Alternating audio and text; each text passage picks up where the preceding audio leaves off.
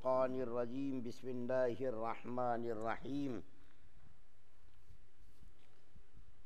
ادعوا ربكم تضرعا وخفيا إنه لا يحب المعتدين ولا تفسدوا في الأرض بعد إصلاحها وادعوه خوفا وطمعا إن رحمة الله قریب من المحسنین۔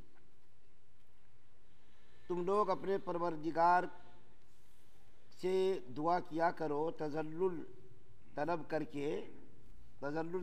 کے بھی اور چپکے بھی۔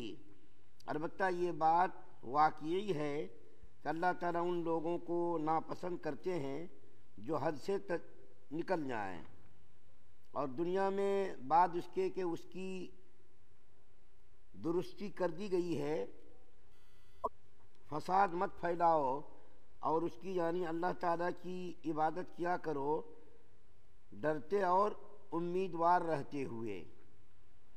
بے شک اللہ تعالیٰ کی رحمت قریب ہے نیک کام کرنے والوں کے لیے۔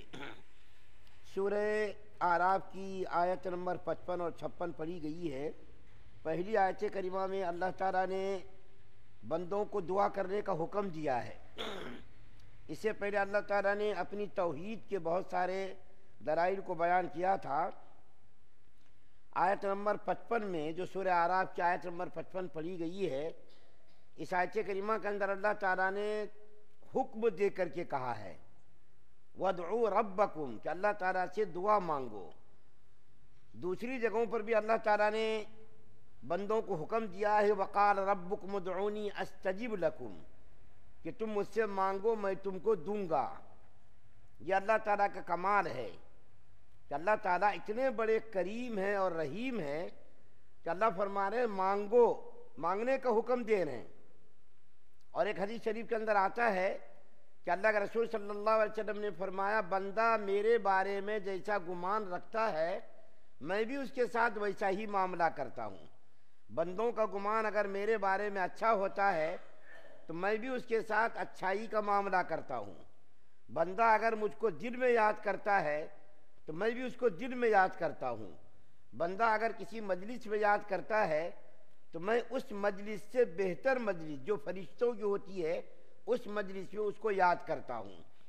مخلوق کا معاملہ یہ ہے کہ اگر آپ نے کسی سے ایک بار مانگ لیا تو اگر وہ تھوڑا سا دینے والا ہے، دیالو ہے، وہ دے گا۔ دوسری مرتبہ جب آپ مانگیں گے تو ذرا اس کے چہرے پر تغیر پیدا ہوگا، تاثر پیدا ہوگا، کیا ہے یہ مانگ رہا۔ اگر آپ نے اسے چند بار مانگ لیا تو پھر اس کے دل کے اندر تو نفرت پیدا ہو جاتی ہے۔ مخلوق کا یہ معاملہ ہے کہ اگر کسی چھوٹے سے آپ زیادہ مانگ لیں تو بھی ناراض ہو جاتا، دیکھو میں اتنا بڑا آدمی نہیں ہوں، میں چھوٹا آدمی ہوں، میری یہ حیثیت ہے۔ اور اگر کسی بڑے آدمی سے آپ نے کم مانگ لیا تو وہ بھی ناراض ہوگا کہ مجھ کو تم نے کیا سمجھ رکھا، تم نے مجھ سے اتنا ہی مانگا، میں اتنا چھوٹا آدمی ہوں کیا، اتنا بڑا آدمی ہوں، تو نے مجھ سے اتنا ہی مانگا۔ لیکن اللہ تعالیٰ اتنا بڑا رحیم اور کریم ہے، اس سے زیادہ مانگے کم مانگے اس کے خزانے میں اتنا ہے کہ ہم مانگتے مانگتے تھک جائیں، اللہ دیتے دیتے نہیں تھکتے۔ اور مخلوق مانگنے سے ناراض ہوتی ہے، اللہ نہ مانگنے سے ناراض ہوتا ہے۔ مخلوق کی صفت یہ ہے کہ مانگنے سے مخلوق کے دل کے اندر قدرت پیدا ہو جاتی، ایک قسم کی نفرت پیدا ہو جاتی، اور وہ راستہ کاٹ کر کے نکلنے کی کوشش کرتا ہے۔ لیکن اللہ کا یہ کمال ہے، اللہ اتنا بڑا رحیم اور کریم ہے کہ اللہ سے نہ مانگنے سے اللہ ناراض ہوتا ہے، ان کو غصہ آتا ہے۔ دیکھیے ہم لوگ دعا مانگتے ہیں لیکن چند بار مانگنے کے بعد ہم دعا مانگنا چھوڑ دیتے ہیں۔ ہمارا یہ معاملہ ہے، ہمارا یہ مزاج ہے، چند بار ہم اللہ سے مانگتے لیکن قبولیت کے آثار جب ظاہر نہیں ہوتے تو ہم کیا سمجھتے ہیں کہ بھائی دیکھو اللہ نے ہماری دعا ہی رد کر دی، ہماری دعا اللہ نہیں قبول کر رہا۔ تو میں نے ابھی آپ سے کہا نا کہ اللہ کے بارے میں جیسا گمان رکھیں گے، بندوں کا جیسا گمان رہتا ہے، اللہ بھی اس کے گمان کے مطابق معاملہ فرماتے ہیں۔ بندوں کا گمان اگر یہ ہے اللہ سے میں مانگوں گا اللہ دے گا، ہماری دعاؤں کو اللہ رد نہیں کرے گا، تو اللہ بھی اس کو دے گا، اس کی دعا کو رد نہیں کرے گا۔ لیکن دیکھیے 3 چیزوں میں سے ایک چیز جب بندہ مانگتا ہے ضرور اس کو ایک چیز ملتی ہے۔ جو چیز مانگتا ہے بندہ، جب اللہ سے دعا کرتا ہے تو اللہ تعالیٰ ان کو 3 چیزوں میں سے ایک چیز ضرور عطا فرماتے ہیں۔ یہ بات اچھی طریقے سے ذہن میں رکھ لیجئے کہ جب بندہ دعا مانگتا ہے اللہ تعالیٰ سے 3 چیزوں میں سے ایک چیز اللہ اس کو ضرور عطا فرماتے ہیں۔ کیا ہے وہ؟ کہ جب بندہ مانگتا ہے تو اللہ تعالیٰ اس کی دعا کی برکت سے یا تو وہی چیز دے دیتا، ارے ہم نے دیکھو مانگا، کیسی قبولیت کی گھڑی تھی، ہم نے جو مانگا اللہ نے وہی دے دیا، ہماری دعا بہت جلد قبول ہو گئی۔ تو بندہ یہ جو مانگتا ہے فوراً ہی اللہ دے دیتے یا وہی چیز دے دیتے۔ دوسری چیز یہ ہے کہ جب بندہ مانگتا ہے تو اس دعا کی برکت سے آنے والے مصائب کو، آنے والے برے حالات کو اس دعا کی برکت سے روک دیتے۔ ایک تو وہی چیز مل جاتی، اور کبھی کبھی ایسا ہوتا بندہ مانگتا ہے تو اللہ تعالیٰ اس دعا کی برکت سے کوئی بہت بڑی مصیبت آنے والی تھی، بہت برے حالات آنے والے تھے، لیکن اس دعا کی برکت سے اللہ نے آنے والے حالات کو، آنے والے مصیبتوں کو، آنے والی پریشانیوں کو اللہ تعالیٰ کبھی کبھی دور کر دیتے۔ بندہ سمجھتا نہیں ہے کہ تمہارے پر تو بہت بڑی مصیبت آنے والی تھی، کہ تو گاڑی چلا کر کے جا رہا تھا، ایکسیڈنٹ ہونے والا تھا، تمہاری ٹانگ ٹوٹنے والی تھی، تمہارا ہاتھ ٹوٹنے والا تھا، تمہاری آنکھ ضائع ہونے والی تھی، یا کوئی کاروبار کے اندر بہت بڑا نقصان ہونے والا تھا، یا اور بھی کوئی مصیبت آنے والی تھی، تو اللہ تعالیٰ اس دعا کی برکت سے مصیبتوں کو ٹال دیتے۔ اور تیسری چیز کیا ہے؟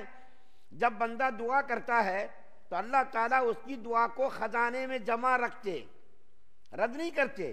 اللہ تعالیٰ اس کی دعا کو خزانے میں جمع کر کے رکھتے۔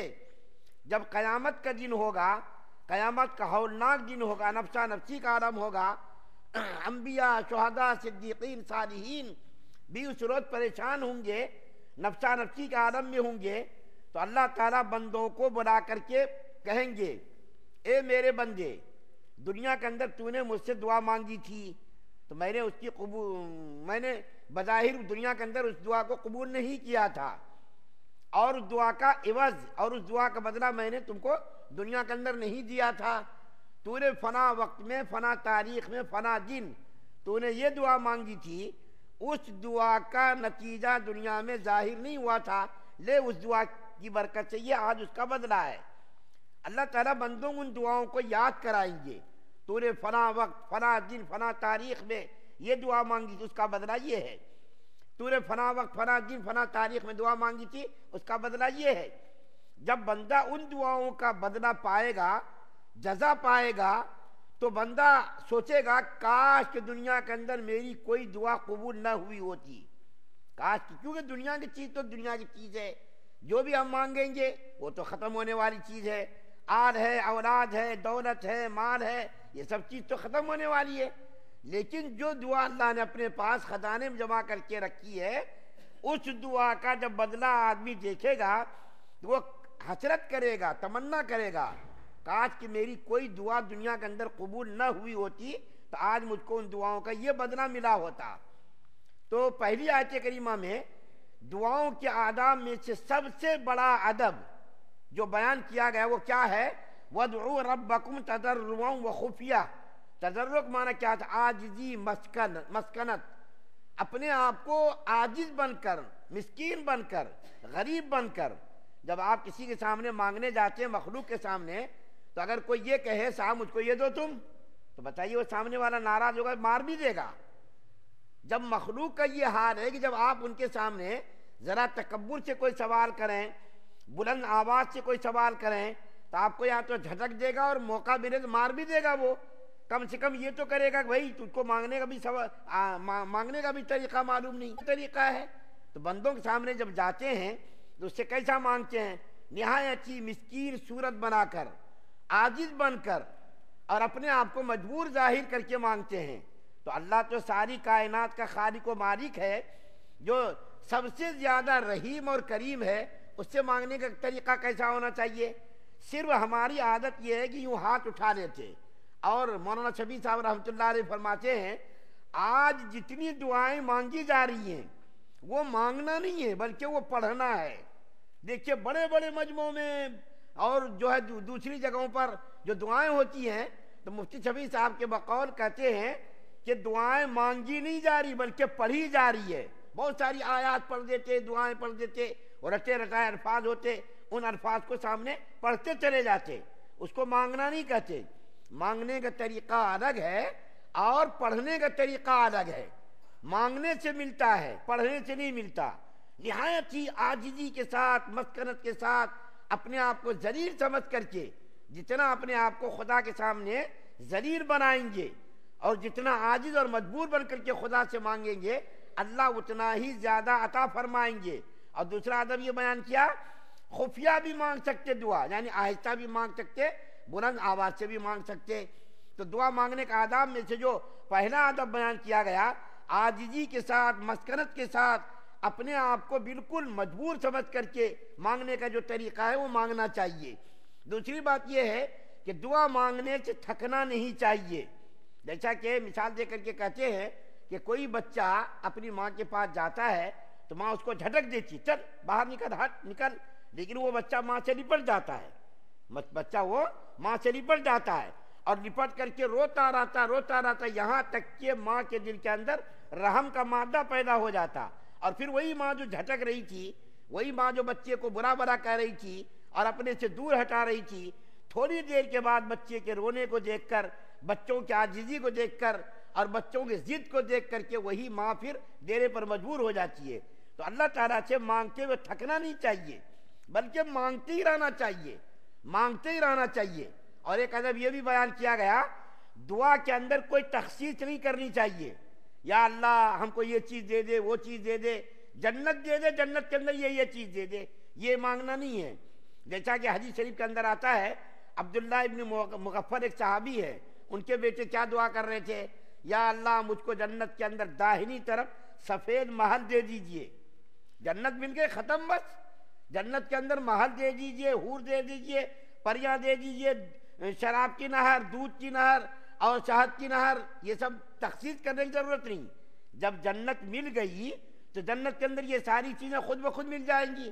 تو عبداللہ ابن مغفر رضی اللہ تعالیٰ عنہ نے اپنے بیٹے کو منع کیا اس طریقے کی تخصیص کر کے دعا مت مانگو، یا اللہ جنت کی دائنی طرف مجھ کو سفید محل دے دیجئے۔ صرف جنت کا سوال کرنا ہے، جہنم سے پناہ مانگنا ہے، تخصیص کر کے مانگنا یہ ٹھیک نہیں ہے۔ جنت مل گئی، جنت کی ساری چیزیں مل جائیں گی، اور جہنم سے بچ گئے تو ختم، بس سارے عذابات سے بچ گئے ہم۔ بارے کا یہ مضمون بہت ہی طویل ہے، دوسری آیت کریمہ کا بہت ہی مختصر خلاصہ بیان کرتا ہوں۔ اللہ فرماتے ہیں وَلَا تُفْسِدُوا فِي الْأَرْضِ بَعْدَ إِصْلَاحِهَا، کہ زمین کی اصلاح کے بعد زمین پر فساد مت پھیلاؤ۔ اس کا کیا مطلب؟